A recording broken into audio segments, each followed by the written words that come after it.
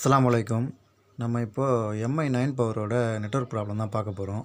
எல்லோரும் ஷீல்டை பிரித்து இந்த PFIC தான் முதல்ல பார்ப்பாங்க. ஆனால் நம்மளுக்கு இந்த மாடலை பொறுத்த வரைக்கும் அது பார்க்க வேணாம். இப்போ பின்னாடி இருக்குது பாருங்கள், நம்ம ஏற்கனவே வீடியோ போட்டிருக்கோம். டெட் ஆகிடுச்சுன்னா என்ன பண்ணுறதுன்னு போட்டிருந்தோம். அதே சேம் ப்ராசஸிங் தான் இதுக்கும். நெட்வொர்க் ப்ராப்ளம் ரெடி ஆகுது.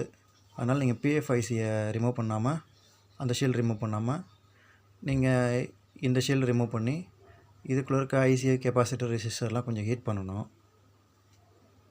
நான் காமிக்கிறேன், அப்படியே பாருங்கள். ப்ளோ அடிச்சு முதல்ல அந்த ஷீல்டை முதல்ல எடுத்துக்கணும்.